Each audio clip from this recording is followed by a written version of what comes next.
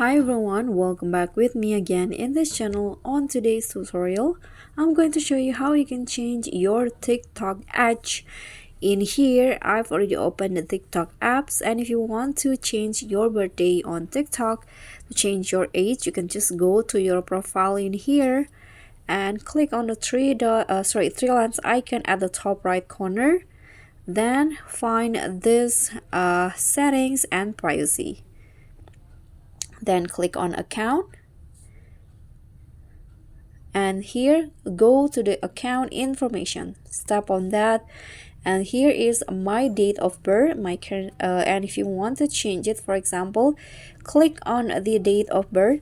Okay, so because I recently changed my date of birth, I must wait a while before I can add it again.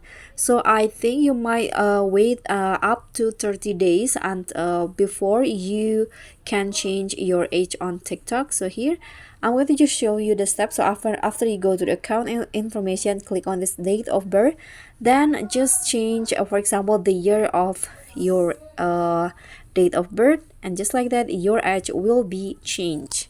So that's all from me. Thank you so much for watching. Don't forget to like, comment, and subscribe. Also click on the thanks. Bye.